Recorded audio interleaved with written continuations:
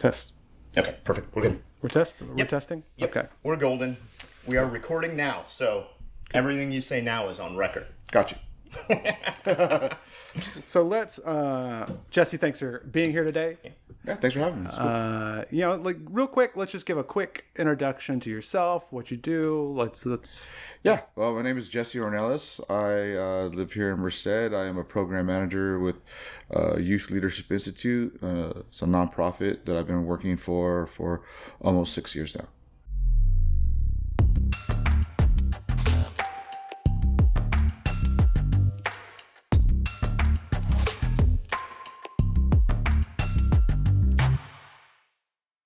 And how long have you lived in Merced?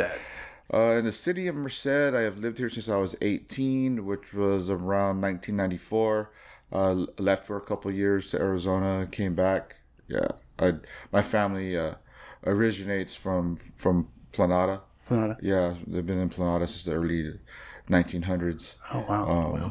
I was actually born in Whittier, California. Lived there for my childhood, and my family wanted to come back home, and so we made our way back this way. So Merced's your home. Yeah, it's been definitely. And so I guess that's the first real question. Why is Merced your home? That's to me is the most interesting thing about why people stay here, why they move here.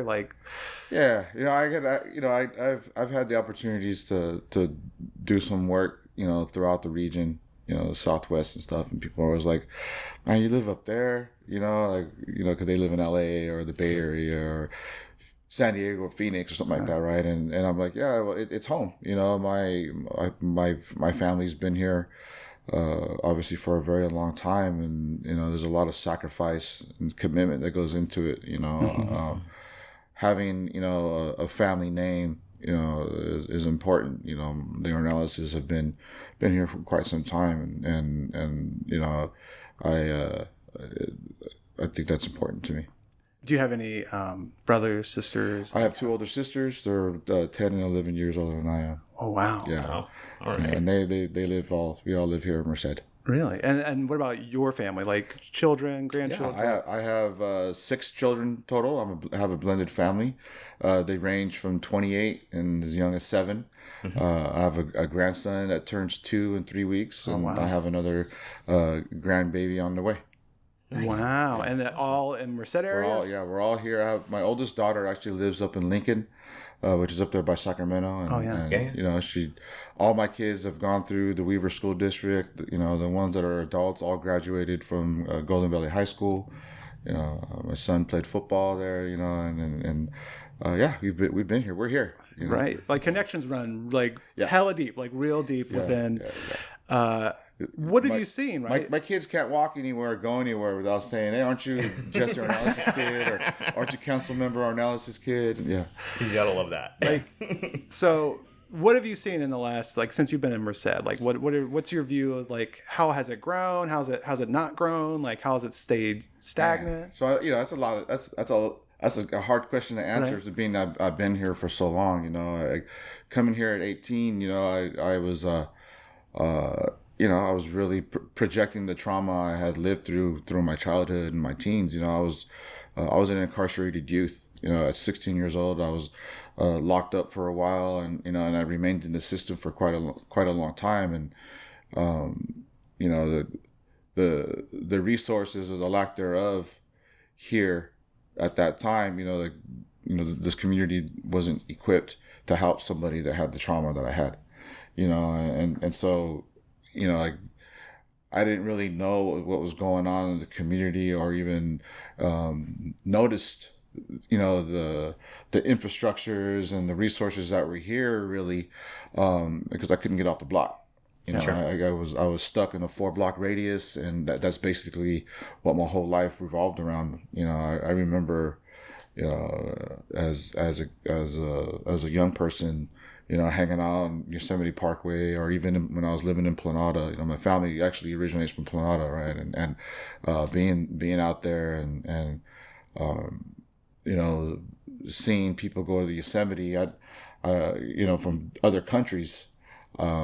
Yosemite might as well have been Korea, Wow. for me. It was like something that we went to, you know. But a lot's changed from now until then. You know, it just has taken a long time.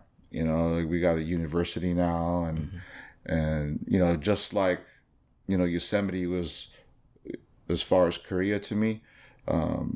You know, sometimes UC Merced is as far as Korea to the young people that are living in this community still, you know. And so, like, has it changed? Yeah. You know, like that's the question, you know, like, has it? You know, and in some regards it has, and others, you know, it hasn't. Or did we put like a bow on it, right? A fancier bow? Because I moved to Merced from Arkansas in 2004. I think it was 2004. Like I got out of college, and I moved here. And so I kind of was coming right when the UC was breaking ground. Like, so I've seen it kind of develop from that end. But so that, I think that's always the question, is how much there's so much investment going on within the community, and everyone keeps talking about, you know, the how bright the future is sometimes. But as far as like some communities, I don't know if some communities just within our county are actually changing, if there's still a lack of access, right? Yeah. Well, I think the UC coming to Merced kind of changed the game in regards to like the impacts that the community has been feeling. You know, the poverty feels different now with the UC. You know, the poverty was a lot different before. It was just people were just poor. Yeah, you know, the lack of resources, and now with the UC being here, like the UC is for some the reason, but for some the scapegoat of why we're going through that we're going through. You know, there's an obvious negative impact that the UC has had on the community in regards to access to housing, right, and as well as employment. You know, there's a workforce here, you know, that became competition to people that have been living here for generations. Yeah, you know, and it's not fair to either side. Right, and but it's something that, you know, like we've had to navigate, people that have lived here for a long time, and it's, you know, and they're young, and the young people, those are young people, right, at UC Merced. So I'm not trying to villainize them at all, because they're trying to survive too. Yeah, and you know, in a new adult world, in a community that's different to them, you know. So like I understand they got to do what they got to do to survive, and you know, that's like something that we're having to, as a community, together with them, figure out. Yeah, you know, and how different, you know, because to me in my mind is always like, so the UC came in and they kind of brought a lot of what they brought. How different is that for, like, in your opinion, when Castle was here, when the Air Force Base was here, right? Like, you know, because my dad was Air Force. He was, the first place he was stationed was actually Castle, right? And he talked about it, but then, you know, that dried up, that left, and what did that kind of do to the community when that left, and then the UC kind of came in? Yeah, well, you know, with Castle, with the military base, you know, they basically they take up space, they do what they do, and, you know, until they couldn't do it no more, and they left. Yeah, right. You know, the generations survived off of the economy, the economic benefits that the base provided, right, and which is like really blue collar jobs, you know, those type of things. A UC doesn't really provide those same opportunities for a community. Right. You know, they're more in regards to academia and the infrastructural needs that a UC provides, right? And so, and they have, and, you know, the UC is a stronghold in the state. They have their own, you know, systems and agencies that provide all that support. Sure. It's like, they're their own kind of completely different entity, right? Yeah. And so you got, so why did you get involved? And you're involved in a lot of work. So let's just start with like nonprofit work, right? Okay. Like, why did you get involved in the work that you do now? And nonprofit, you know, I'm formerly incarcerated. I was an incarcerated youth and an adult, you know, for several years, in and out of the local jail system here, as well as, you know, I'm a recovering addict, and I was, you know, system and gang involved, and so like my opportunities aren't a lot, even with, you know, an education, even with having almost 15 years of abstinence from, you know, mind and mood altering substances. Like, the stigma of my experiences are still there. The nonprofit sector kind of has embraced me and my experiences, you know, and so that's why I have chosen, to stay committed to working for, community-based organizations. I work for Youth Leadership Institute, and, they've, it's been interesting, right? Because like I really started my work in the community as the one of the founders of the local Brown Berets that are here in town, and so it's militant minded, with a lot of structure and a lot of like pushing back on systems and the status quo.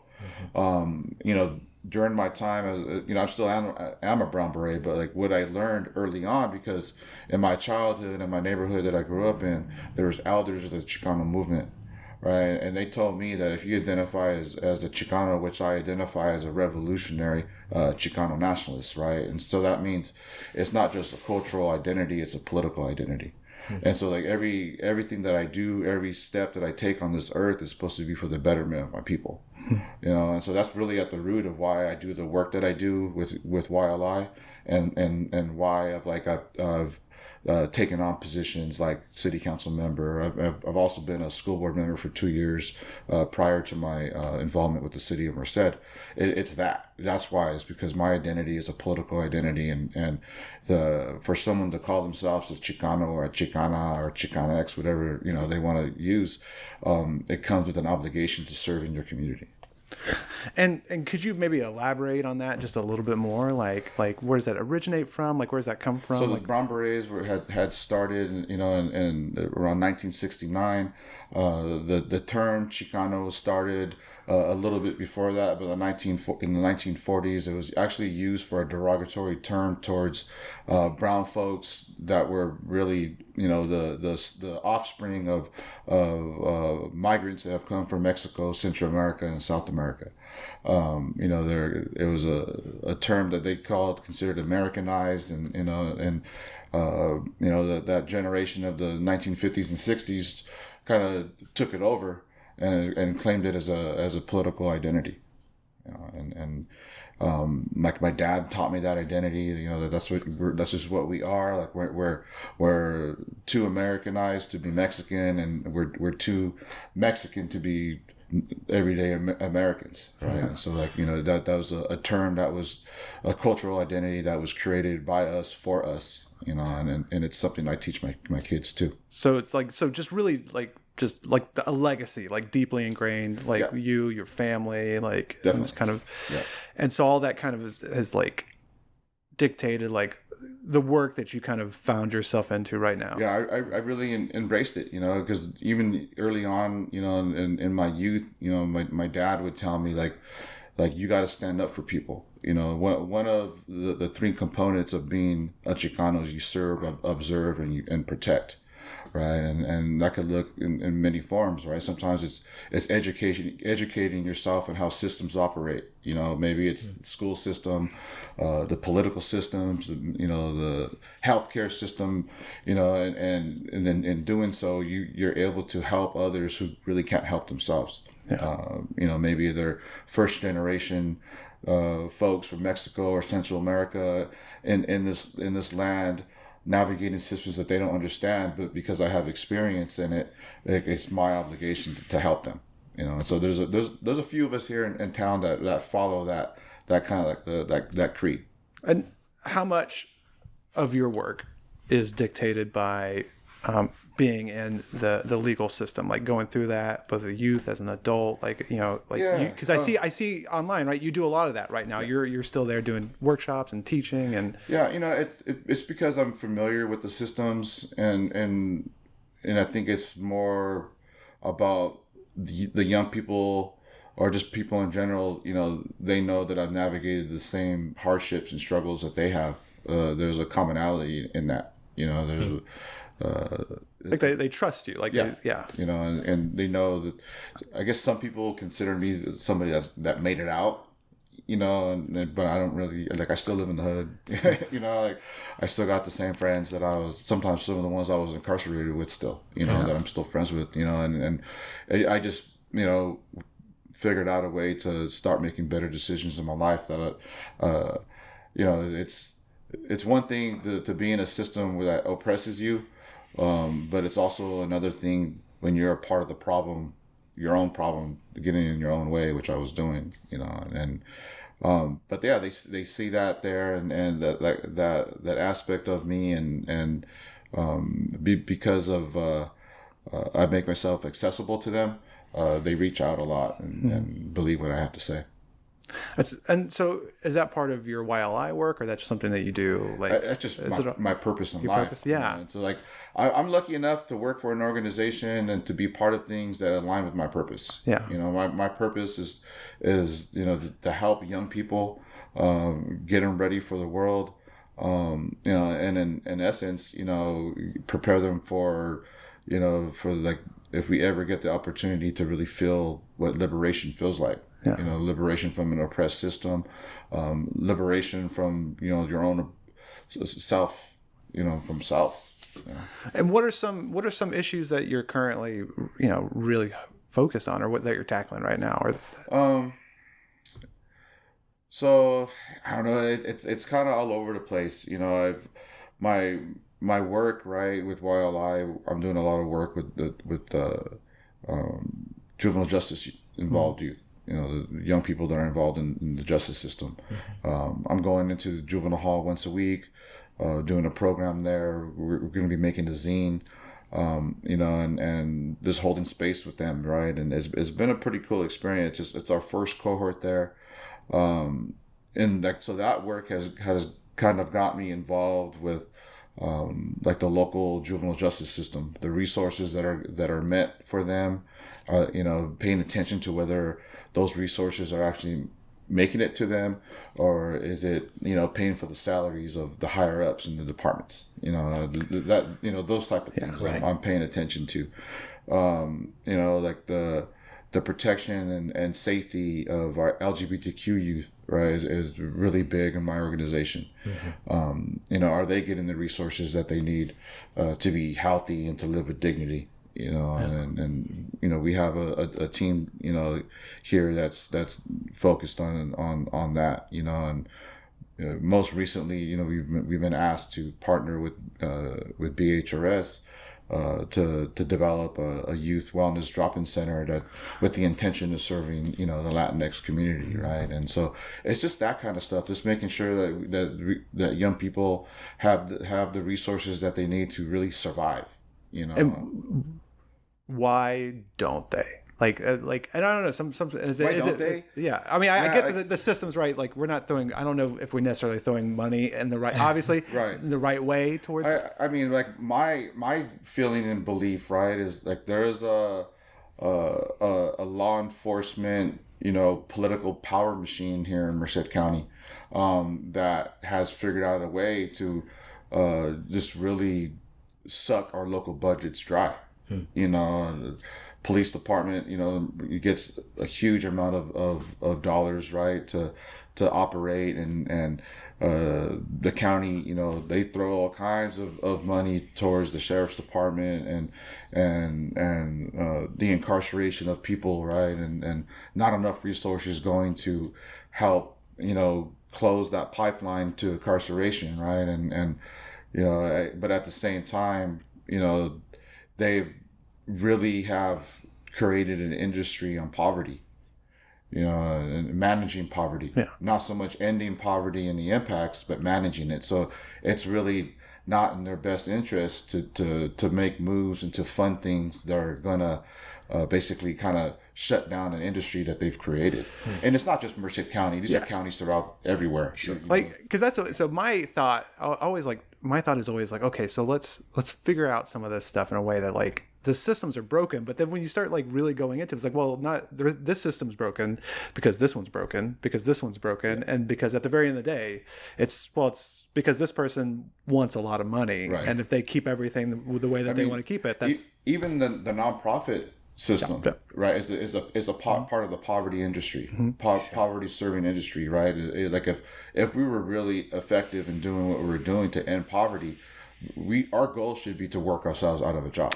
That is I say that about even internally right now, staff over the last years, like that should be our end goal. Like here, even at United Way, our goal should be, let's work ourselves out of a job. We should not have to have a job, and that should be issued. And like, why don't we have, and it's frustrating sometimes to me, is why don't nonprofits, in my opinion, get together more often to talk about these issues, but talking about them in a way that can be beneficial, and not talk about them in a way that's all like, we're competing for funding all the time, or we're like, this is what we're doing. And that's what I see a lot, is we're all competing, or it feels like we have to compete. No, it is. Well, because, you know, they like foundations and funders and agencies like to dangle that carrot, you know, to us, right? And like, are they doing it intentionally to cause, you know, tensions to be high within organizations? I don't want to believe so. Yeah. But like, that's like a tactic that the government did on you know, revolutionary groups in the 60s and 70s, right? To just to make them work in silos, to make them infight, make them not trust each other, and to make them think that they didn't have allies, right? And but we do. You know, I think here in Merced, we're so few. Our nonprofits are so few. I think we work okay. There's definitely room to do better, right? Yeah. But like, we tend to stay in our own lane. You know, I know my org is the exception, because, you know, we're almost the only youth serving organization that does the type of work that we do. You know, but like, I definitely see the need for more partnerships. Young people won't be taken serious until the adults catch up and say, you got to listen to this young person. It's usually the opposite. It's usually telling young people, you got to listen to me. Yeah. You know, and so like, until that narrative changes, you know, we're going to keep doing what we do. Well, and that's, you know, sitting there listening, you know, you read the paper, you know, listen to, like, you know, talk radio, or the worst, like a lot of the talk news stations or whatever. But then I'll just talk to like my 15-year-old niece, right? And she's got it down, and then she's all like, yeah, we don't have issues with this. Like, this is not issues. You know, this is stuff in her mind that old people have issues with, and as soon as those old people are dead, it's gonna go away. Then it's good. Well, the work has become a little bit easier. That's what in her mind is how she's thinking, right? Is all like, once all the old people are dead, then we're not gonna have these same problems that I'm having right now. And then we're gonna be the old people. Yeah. I'm gonna be a dope old person. I don't know about you guys. Right? I can't. I'm gonna be at least very kind. I think I'll be a little more understanding, and I'll be a cool old person at this point. I'm already an old person, so you know, I'm fine. Everything's fine. I think that's generations do that, right? So they move from, hey, everything's going to be fine, when the last generation is gone, and then they get there and they realize that, you know, the problems that they have in many ways are parallel, or in some ways are worse, right? Because of what was left behind them. In your work with youth, you know, what do you see as what breaks that cycle? How do we successfully usher this generation into a place where they can have impact on the future? I mean, I know how like my program coordinators, how my team does it, right? My team, you guys actually should interview my team. They're some dope young people, right? They do it through political education and cultural enrichment opportunities, right? So they basically they're radicalizing young people through education, political education. They educate them on how systems are run. So when there's housing coalitions going on, or budget meetings going on throughout the nonprofits, we have young people that are there. Awesome. And they're preparing them beforehand, so when they go into these spaces, they know what they're talking about. You know, and so that's like the pedagogy of the oppressed. You know, like that book, right? And that's what they're doing. They're doing that work with young people. And so there's a confidence that happens to young people when they've been educated politically. That means in the confidence, you know, you'll see when they show up to city council meetings and they're taking up space boldly, loud and proud, and it's making that older generation of, like, you know, mostly white folks, right, uncomfortable, right? They're laughing at young people for using they're not even preferred gender pronouns anymore. They're affirmed gender pronouns. Those are they're telling a generation of people, this is how you're going to address me, right? And that just never been seen before, Yeah. right? And like I applaud that. I even if I wasn't working for a nonprofit, I believe young people need to find their identity in who they are, whether it's culturally or through the gender lens, right? Like they need that. But they're being built up, their capacity politically, and at the same time, we're using our indigenous ceremonies as an organizing model.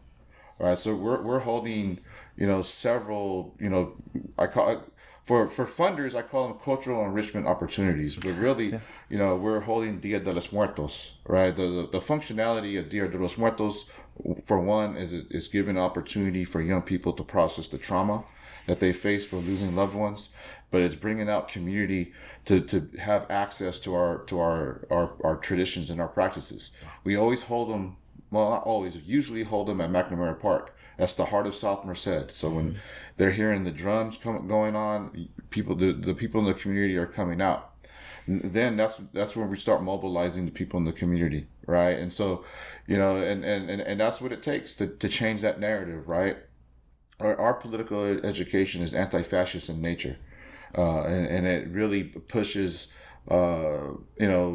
living healthy and with honor and dignity, and so like that's to me that's the blueprint of having to change a generation.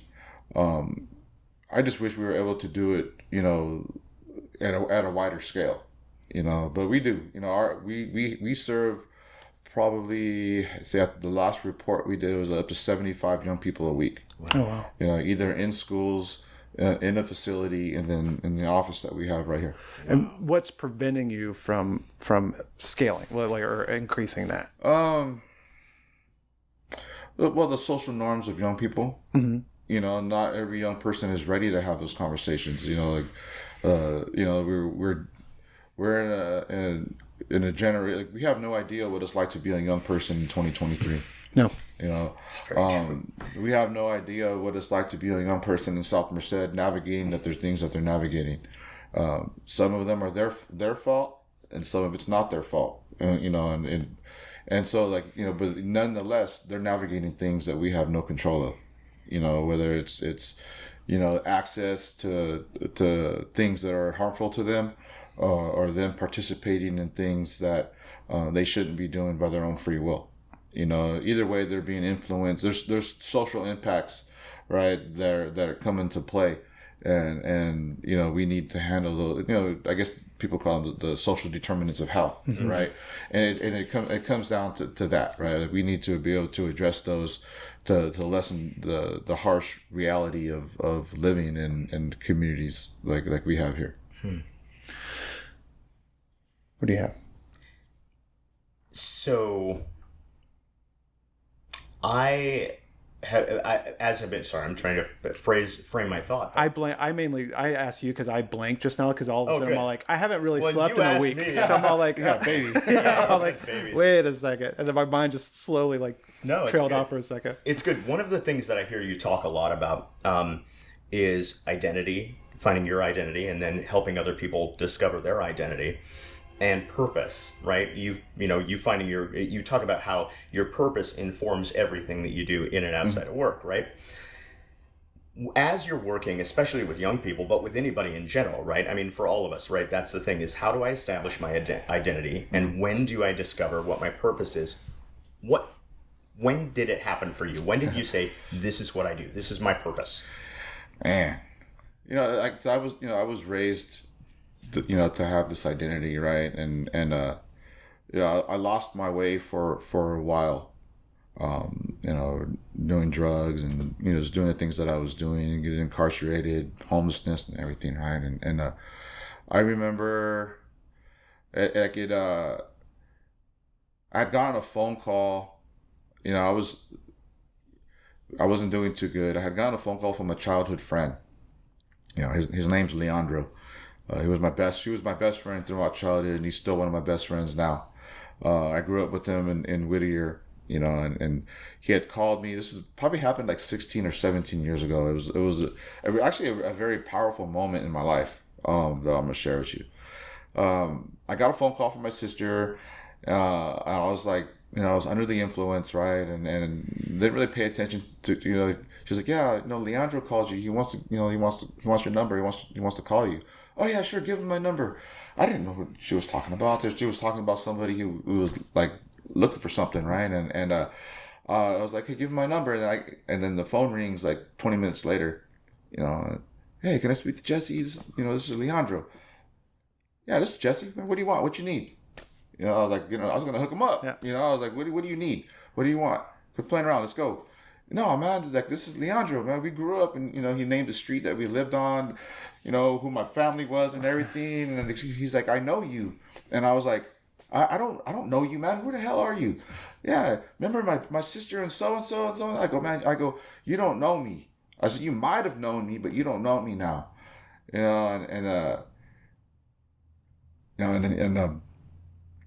He said that him and his sister had been looking for me for a couple of years, and they had paid a private investigator to find me.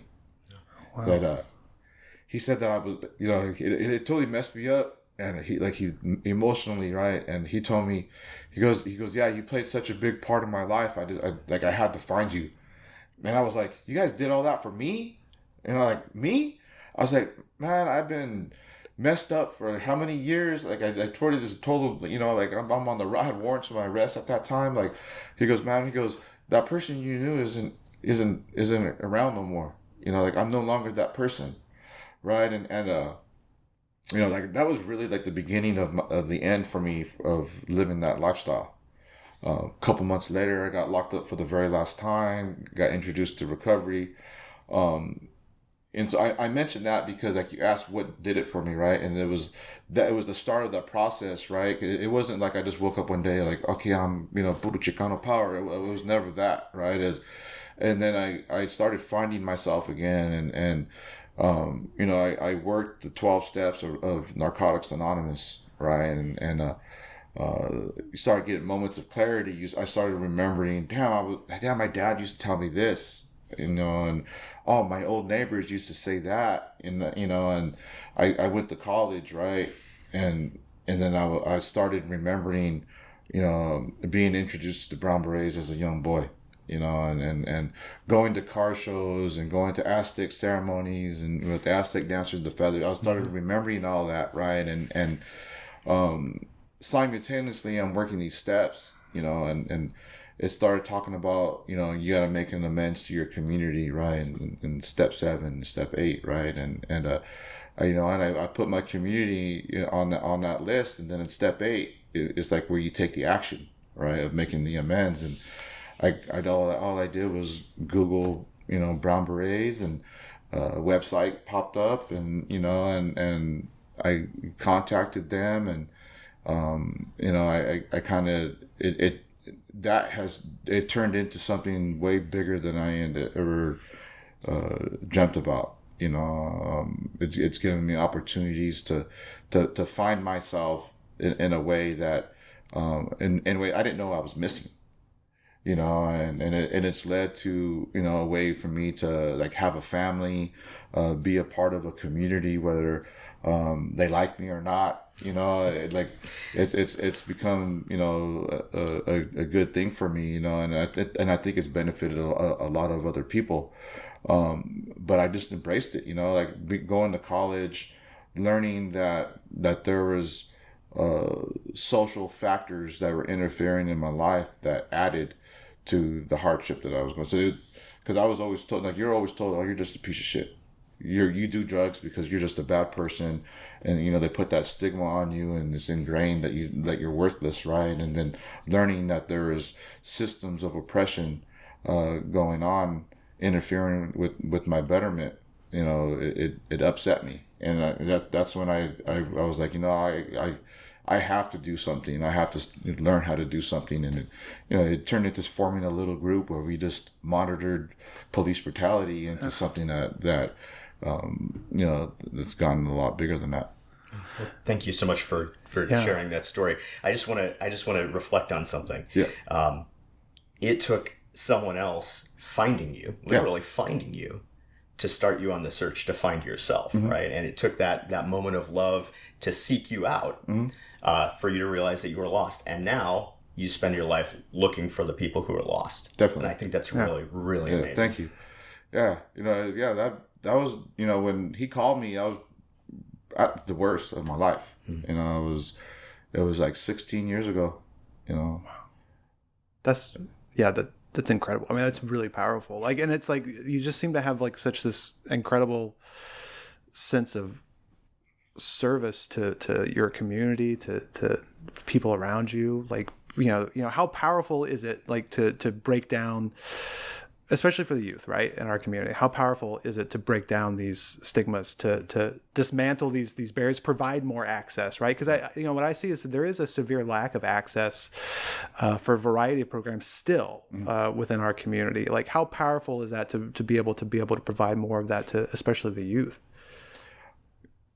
And I don't know. I haven't really thought of it in that sense of it being like feeling powerful. Like, it's just more. I kind of, it's what I'm supposed to be doing. Yeah. Like, I just kind of, that's just what my purpose. I'm supposed to do that. Yeah. Like it not even just me because of my political identity, right? Like, we're supposed to be like that. That's how we're supposed to be.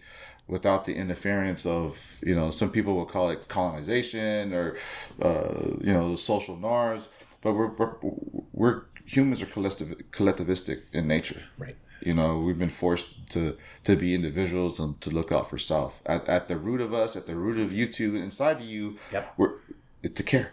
Yeah. That's what that's just the way we're supposed to be. And I know, because you've talked about that too, right? Yeah. It's like that, this kind of collectiveness, this. Yeah. And because I've always thought, right, that the further we progress as a species or whatever else, the more we move towards the individualistic, the more we leave behind the things that make us human. Definitely. And you're calling us back to our humanity. Yeah, we need to. Yeah, exactly. You're not drawing us into something else or something that's foreign to us. You're trying to bring us back to ourselves. And that's so impactful. And you're doing it with ancient systems. You're doing it with traditional systems. So powerful. So we all have a genetic memory. We have ancestral DNA. Yeah. And inside of us is an indigenous beginning, right? Whether it's from Europe somewhere, whether it's right here in North America, whether it's in Africa, everybody has an indigeneity about them. Right. Right. And there's a philosophy that I follow. It's called La Cultura Cura. The culture cures. Right. So that means when we sit in circle, when we burn our medicine, when we play our drums, something gets signaled inside of us that reminds us who we are, whether we like it or not. And so like, and to prove that, right? Like, if you go home tonight, think of your grandmother, think of a food that your grandmother cooked, and cook it, and tell me if that smell does not trigger a memory inside of you. Absolutely. Right. And like for me, my grandmother used to fry hot dogs all the time. When I miss my grandma, I will fry hot dogs and I will burn it, or I will burn corn tortillas on purpose just so I could smell it, and it'll remind me of a time where my life was really good. Yeah. That's what gets triggered inside us when we burn our medicine with sage, copal, cedar, things like that. And like every continent of indigenous people had that. And that's what we need to get back to. If we want to survive everything that's going on out there, capitalism and individualism, materialism, like, we're not going to do it. We're not going to survive it separately. That's like when people ask me what my pronouns are, I always say us, we. Yeah. Right? Us, we, because I am not an individual. It so happens I live in a community where people will use pronouns like he, she, they, them. But I use us, we, because I've never done anything alone. I am a part of a circle. I'm a part of a community and a part of a people. So white supremacy and capitalism has tricked us into thinking that we're just one person. And it's so damaging, especially to men. Men think they have there's no brotherhood. Men think that the only time they're a part of a team is when they're being violent on the football field, or the only time their inhibitions are lowered through alcohol is the only time they're close, right? And we have prisons that are full of men because they thought they had to be a strong individual, just like there's a cemetery full of men because they try to be individuals. Wow. What do you have? Like, what do you see kind of like in the nonprofit ecosystem, like all over the county, like what are things that we could all do just better, in your opinion? Like what are things that we could do to work better together, things we could accomplish? I think we could hold funders accountable a little bit better. You know, especially here locally, right? Community violence is the worst in the state in our county. Recent studies have shown, you know, per capita, like we're doing bad. Gun arrests are high. Violence among young people is really bad. We need to ask for funding to combat that. You know, like we need to work together to address community violence. So we're gonna have a generation of young people that are either incarcerated, dead, or traumatized. You know, and if we want our communities to be healthier, like we need to come together to address that. Because once there's trauma involved in young people, the ripple effect of that is horrible. It adds to more violence. It adds, you know, to normalization of using, you know, harsh drugs, you know, like fentanyl. You know, we're in a fentanyl crisis right now. Yeah. You know, and that's another area I think that we need to do better on.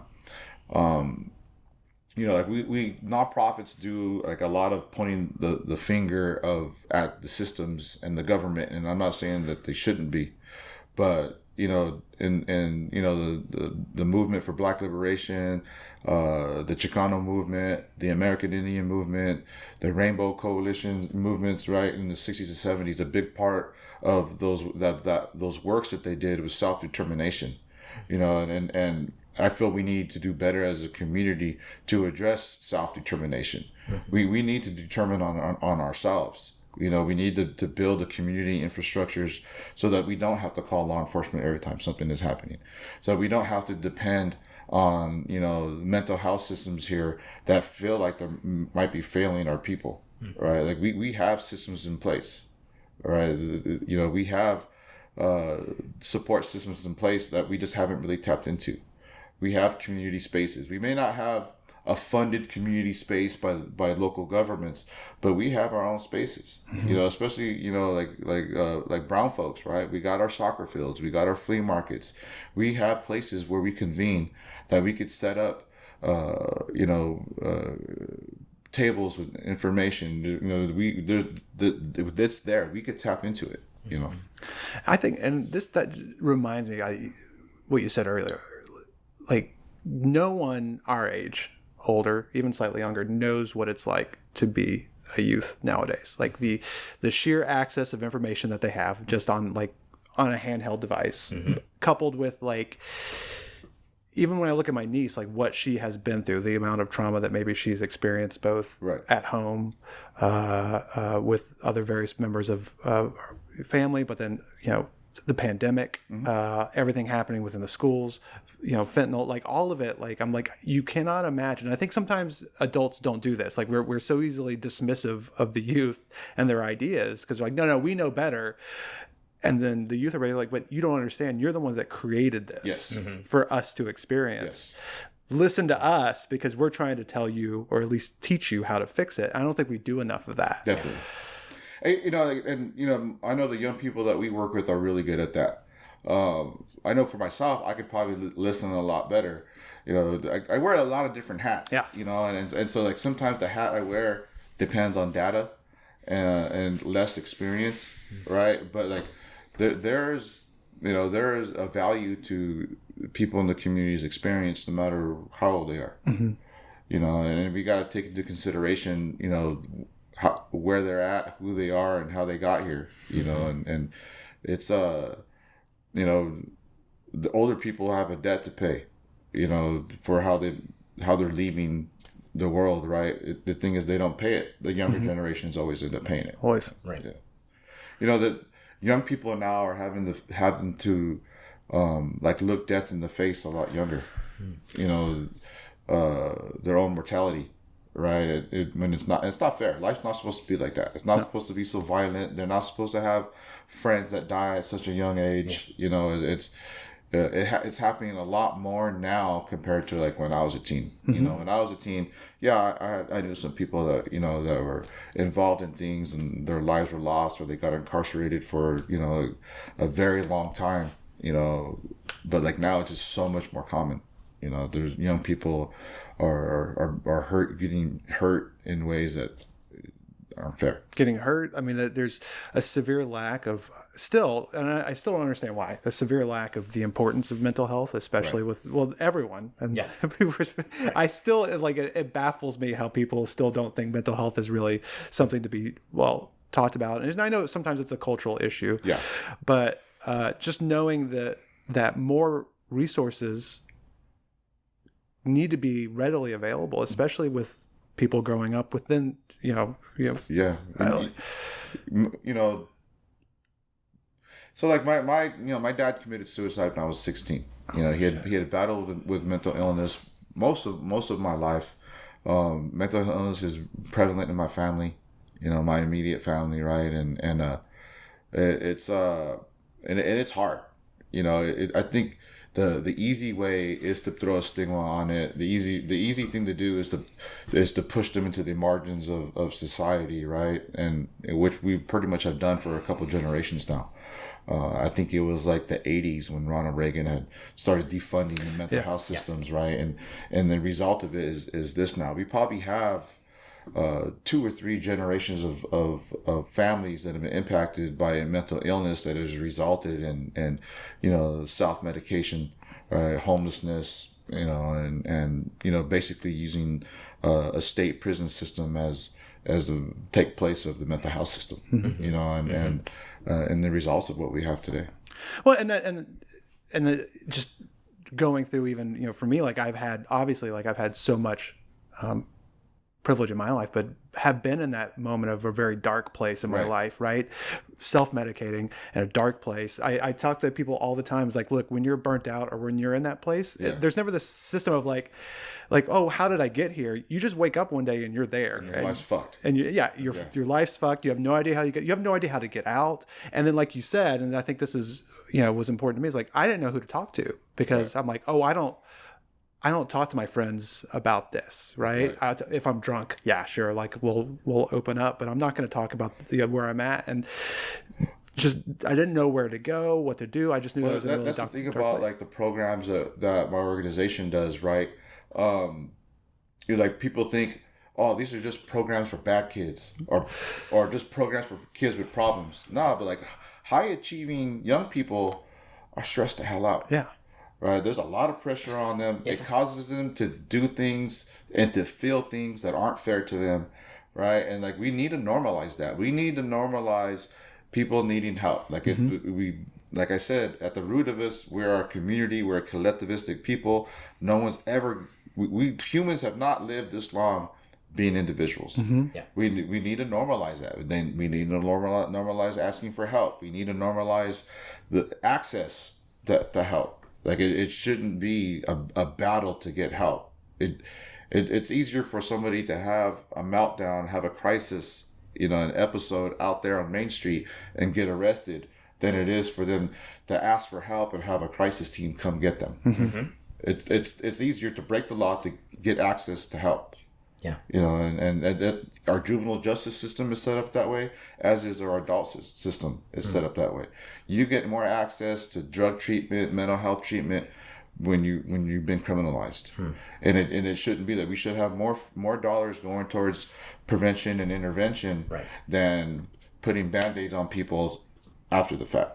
And that's what we do all the time. We put Band-Aids on things. Sure. Just even like a state, local level. We're like, well, here's a Band-Aid. We're not really going to really talk about the root issue. Here's some money to manage the crisis you're in. Right? Yeah. Not end it. Yeah. You know, here's money to manage. And that frustrates me. Like, even when you talked about funders, right? Like we're consistently trying to look for money to manage an issue, but we're not having conversations about how to actually address this issue, how to provide more preventative care. There's like an unspoken, invisible tier to the work that we do.